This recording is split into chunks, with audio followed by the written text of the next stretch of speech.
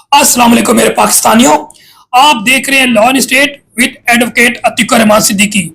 जैसा कि मेरे चैनल से आपको मालूम हो रहा है कि it is about law and state, और ज़्यादातर जो मैं वीलॉग करता हूं या करता आया हूं वो रियासत पर और सियासत पर तजिया है। लेकिन आज से मैं एक नया सिलसिला शुरू करने लगा हूं, बीइंग एन एडवोकेट, जो कि अहम कानूनी फैसला जात जो कि आला अदालतों यानी कि हाई कोर्ट की तरफ से जारी होती हैं या सुप्रीम कोर्ट के हवाले से की तरफ से जारी होती हैं, इम्पोर्टेंट इशू पे, इम्पोर्टेंट कानून पे टाइम टू टाइम इंशाल्लाह मैं आपसे मुखातिब होता रहूँगा। तो आज जिस इशू पे मैं बात करने लगा हूँ वो एक इम्पोर्टेंट एक्ट है पाकिस्तान में, जिसको इलीगल डिस्पोजेशन एक्ट 2005 कहते हैं, जिसको उर्दू में हर्फ आम में आप कह सकते हैं कानून बेदखली 2005। अब ये एक इम्पोर्टेंट जजमेंट आई है, मेरी नज़र से गुजरी है, मैंने कहा आपसे शेयर करूं और इसको मैं डिफरेंट एंगल से बता सकूं, क्योंकि पाकिस्तान में आपको मालूम है कि ज़्यादातर रूल ऑफ लॉ नहीं है, तो ज़्यादा लैंड ग्रैबर्स भी मौजूद हैं। आपकी जो इमूवेबल प्रॉपर्टी घर है या आपकी लैंड है या आपके प्लॉट्स है, उस पे अक्सर और बेशतर कोशिश करते हैं कि जनाब उनको ग्रैब कर लिया जाए, कंट्रोल कर लिया जाए, ऑक्युपाई कर लिया जाए। या फिर इसी तरह आप ये भी कह सकते हैं कि सिर्फ लैंड ग्रैबर के साथ साथ आपके फैमिली मेंबर्स, बहुत करीब लोग भी जो कि आपके घर में आना जाना या रहते भी हैं, बास दफा वो भी आपकी प्रॉपर्टी पे, आपके प्लॉट पे, आपके लैंड पे, आपके घर पे कब्जा करने की कोशिश करते हैं या कब्जा करते हैं। तो ये ऑफ एंड ऑन अक्सर लोगों को ये चीज़ें पेश आती हैं, स्पेशली ओवरसीज पाकिस्तानीज के लिए ये प्रॉब्लम्स आती हैं कि वो ये प्लॉट्स खरीदते हैं और फिर यहाँ पर वो लैंड ग्रैबर्स या फिर उनके फैमिली मेंबर काबिज हो जाते हैं, और फिर क्योंकि वो बाहर रहते हैं तो उनके लिए बड़ी प्रॉब्लम्स होती हैं।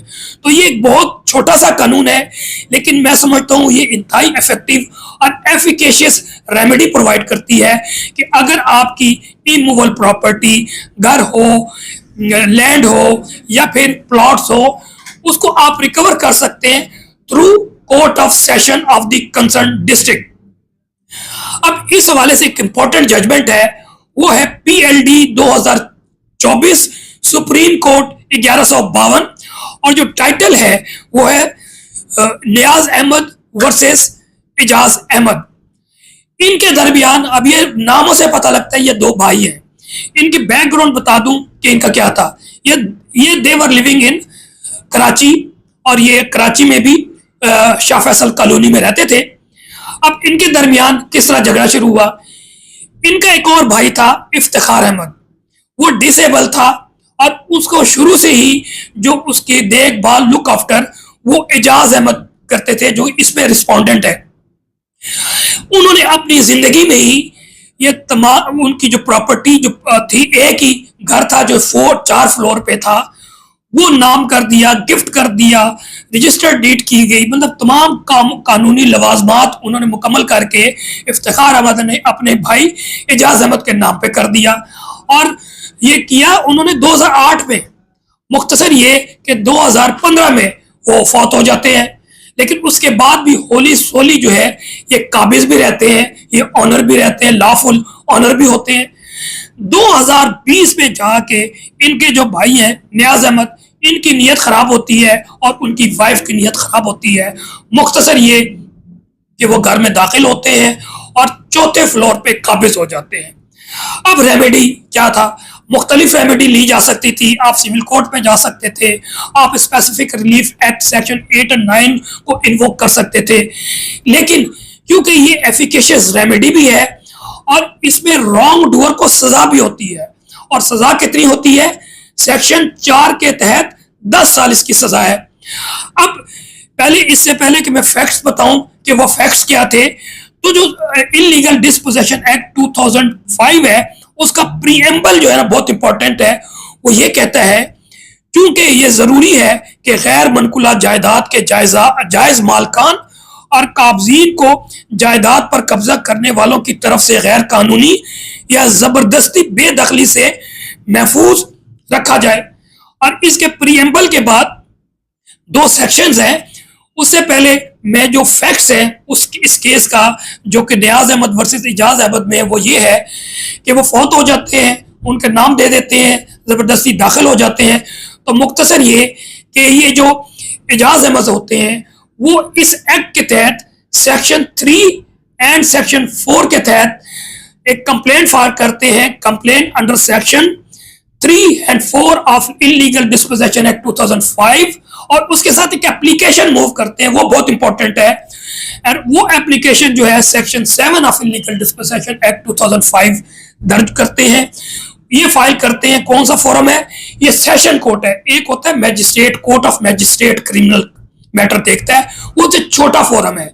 उनसे बड़ा कोर्ट ऑफ सेशन है, हाई कोर्ट से छोटा, और मैजिस्ट्रेट कोर्ट मैजिस्ट्रियल कोर्ट से ऊपर।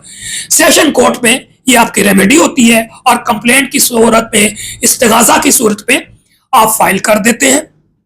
उसमें तरीका मैं आपको बता दूं कि उसमें आपने पिटीशन फाइल करनी है।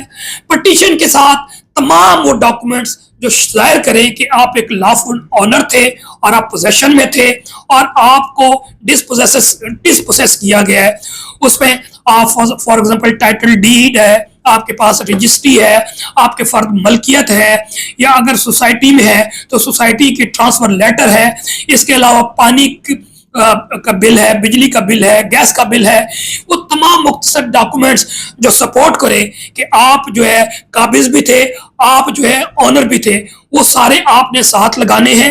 और जब आप अपने वकील के जरिए ये इस्तिगासा इन तमाम चीज़ों को फाइल करेंगे तो सेम डे आपके वकील जो है ना, वो आप जितने भी, इसके अलावा आपके जितने विटनेसेस हैं वो एफिडेविट भी बल्कि देंगे और उस पिटीशन के साथ लगाएंगे और खुद भी पेश होंगे और वहां पर शहादत भी देंगे, यानी कि कसरी स्टेटमेंट कहते हैं। वो सेक्शन 200 CRPC यानी कि कोड ऑफ क्रिमिनल प्रोसीजर 1898 के तहत आपका जो है कसरी स्टेटमेंट सबका होगा। फिर आपके पास जितने डॉक्यूमेंट्स आप प्रोड्यूस करेंगे वो एग्जिबिट होगा, और फिर आर्गुमेंट्स होंगे और आप कन्विंस करेंगे कि जनाब ये जो मेरा मौकफ है वो लॉफुल है, वो बेस्ड ऑन रीजनिंग है, और आप प्रोसीड करें। और प्रोसीड करने का तरीका डिटेल में नहीं जाएंगे, लेकिन मुख्तसर ये कि आपको प्रोसीड करने का जब वो कन्विंस हो जाएंगे तो जज साहब जो है वो कंसर्न SHO को, इसमें आपने SHO को भी पार्टी बनाना है, जहां पर ये जमीन है या आपकी प्रॉपर्टी है उसका इलाके का जो SHO है उस थाने को भी आप पार्टी बनाएंगे, और फिर वो SHO को लिखेंगे कि आप इंक्वायरी करके 15 दिन के अंदर अंदर बताएं कि क्या इनका स्टांस ठीक है या कोई और स्टांस है। फिर वो इंक्वायरी करके रिपोर्ट देंगे, कोर्ट में जमा करवाएंगे, और उसके बाद प्रोसीडिंग होगी। मुख्तसर आ जाते हैं आप जजमेंट पे। तो ये जजमेंट जब किया तो सेक्शन जो 7 की इन्होंने एप्लीकेशन मूव की थी। मुख्तसर ये कि सेशन कोर्ट ने इंटरिम जो रिलीफ इनको देते हुए वो कन्विंस हुए कि जनाब ये तमाम जो शवाहदात देख के और पुलिस रिपोर्ट देख के मैं इस बात के नतीजे पे पहुंचा हूं कि जनाब जो इंस्टांस था एजाज अहमद का, ये ड्यूली लॉफुल ऑनर थे, इन पोजेशन थे, और ये जो नियाज अहमद उनकी वाइफ है उन्होंने इलीगली इनको डिस्पोजेस किया है। ना वो पोजेशन में थे ना वो लॉफुल ऑनर थे। और फिर इसकी जो रेमेडी के लिए जो नियाज अहमद साहब है वो क्रिमिनल रिवीजन फाइल करते हैं सिंध हाई कोर्ट में, लेकिन वहां पर भी इनको नाकामी होती है, और फिर वो क्रिमिनल पिटीशन फाइल करते हैं फॉर लीव टू अपील। वो करते हैं सुप्रीम कोर्ट ऑफ पाकिस्तान में, और जस्टिस सैयद हसन अजहर रिजवी और जस्टिस अकील अहमद साहब ने, ये फिर इनके आथर है, उनको मुख्तसर ये कि वहां पर 2 पिटीशन फाइल होती है। इसके अलावा एक 265K की प्रोसीडिंग भी है। बहरहाल मेरा मौजू 265K नहीं है, मेरा section 3 and 4 red with section 7 of illegal disposition act है, तो मैं इस पे रहता हूँ। अदरवाइज उन्होंने कंसोलिडेट करके नीचे से इनकी 265 की भी डिसमिस होती है, हाई कोर्ट से भी और सुप्रीम कोर्ट में आते हैं, तो क्लब कर देते हैं 2 पिटीशन 66K और 67K और एक साथ फैसला करते हैं। तो मौजू मेरा, क्योंकि ये इलीगल डिस्पोजेशन एक्ट है, मुख्तसर ये कि उस पर जजमेंट में वो रेफरेंस देते हैं कि जनाब ये जो आपका इंस्टांस है नियाज अहमद का गलत है, आपने इलीगली डिस्पोजेस किया था, इसलिए जो सेक्शन 7 का फैसला सेशन कोर्ट का है या हाई कोर्ट का है वो दुरुस्त है और उसी को आप होल्ड रखते हैं। इसलिए तो जजमेंट का जो हवाला देते हैं बहुत इंपॉर्टेंट है। वो जजमेंट है मुमताज हुसैन केस है, उसमें 2010 SCMR 1254 है। इसके अलावा एक और फैसला है गुलशन बीबी वर्सेस मोहम्मद सादिक PLD 2016 769। ये दो जजमेंट का हवाला देते हैं जिसमें 17 सेक्शन 7 के हवाले से डिस्कशन होती है और जज साहब फरमाते हैं कि जनाब इन दोनों जजमेंट के हवाले से आपका जो है इंस्टांस गलत है और एजाज अहमद का जो है वो इंस्टांस ठीक है, वो लॉफुल ऑनर थे, आपने डिस्पोजेस किया है। अब इस हवाले से मैं जो बेसिक्स थी कि मुमताज वाला केस 2010 SCMR 1254 और PLD 2016 सुप्रीम कोर्ट 769, ये गुलशन बीबी वाला केस, इसमें सेक्शन 3 और सेक्शन 4 का जिक्र होता है। अब सेक्शन 3 क्या कहती है वो फिर मैं बता के फिर आगे चलता हूं।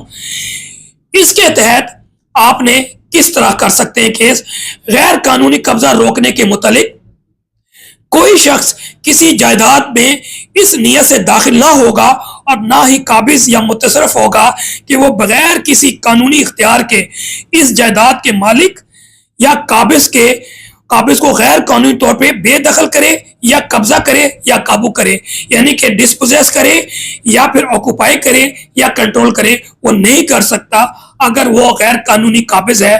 और वो ऑनर को, मालिक को और काबिज को, दो चीजें हैं इस पे, आप जो मालिक है उसको भी नहीं डिस्पोजेस कर सकते या कोई लॉफुल काबिज है, मिसाल वो एक टेनेंट है, वो मालिक नहीं होता लेकिन वो लॉफुल पोजेशन रखता है। तो इसका मतलब ये है कि अगर लैंडलॉर्ड भी without due process of law आपको घर में घुसता है, आपको डिस्पोजेस कर देता है कि जी मेरा घर है मैं काबिज कर रहा हूं, तो वो भी हिट करेगा। ये जो इलीगल डिस्पोजेशन है उसमें एनी पर्सन का जिक्र आया है और एनी पर्सन का मुराद सिर्फ लैंड ग्रैबर नहीं है, लैंड ग्रैबर के अलावा कोई भी, इवन के आपका कोई भाई हो, आपकी बहन है, आपके कजन्स हैं या चाचा है, मामू है, कोई भी आपको डिस्पोजेस करता है तो फौरी तौर पे आप ये रिलीफ ले सकते हैं और ये स्पीडी और एफिकेशियस रेमेडी है और आप उसमें ले सकते हैं। इसके अलावा एक और इसमें प्रिंसिपल सेट हुआ कि अक्सर जो लैंड ग्रैबर क्या करते हैं, लैंड ग्रैबर करके या कोई भी शख्स जो आपका रिश्तेदार है जिसने आपके लॉफुल ऑनर होते हुए भी, लॉफुल पोजेशन होते भी आपको डिस्पोजेस भी कर देता है और काबिज हो जाता है, तो अगला स्टेप ये क्या करते हैं, वो सूट कोई दावा फाइल कर देते हैं और स्टे ले लेते हैं। मिसाल के तौर पे सूट फाइल कर देंगे, suit for declaration, partition and permanent injunction, अदालत स्टे भी दे देती है। अब जब आप इस्तिगासा करते हैं तो वो इंस्टांस लेंगे कि जनाब ये क्योंकि सिविल मैटर चल रहा है तो सिविल मैटर के होते हुए, क्योंकि राइट्स का फैसला तो सिविल मैटर में होना है, इसलिए आप ये केस नहीं चला सकते। इस पे जो है फाजिल अदालत ने एक जजमेंट का हवाला दिया है, वो बहुत इंपॉर्टेंट है। वो ये है शेख मोहम्मद नसीम वर्सेस फरीदा गुल और जजमेंट है 2016 SCMR 1931। इसमें वाज़े तौर पे इसका जिक्र किया गया है कि क्या क्रिमिनल सिविल केस होते हुए क्या क्रिमिनल केस चल सकता है या नहीं चल सकता। जबकि ये जो थे नियाज अहमद जो कि इलीगल डिस्पोजेस किया था अपने भाई को, उन्होंने जो जजमेंट का सहारा लिया, दो पुरानी जजमेंट का सहारा लिया। एक जहूर अहमद केस इंपॉर्टेंट है, PLD 2007 लाहौर 231, या इसके अलावा PLD 2010 सुप्रीम कोर्ट 661 और ये बशीर अहमद केस के नाम से मशहूर है। और इसमें यह तय हुआ था कि अगर सिविल मैटर चल रहा है तो let the civil court decide first of all the rights of the party, फिर क्रिमिनल केस किया जाएगा। जबकि ये जो केस था मोहम्मद नसीम वर्सेस फरीदा गुल 2016 SCMR 1931, इसमें फैसला ये हुआ था कि क्रिमिनल केस सिविल केस के होते क्रिमिनल केस चल सकता है।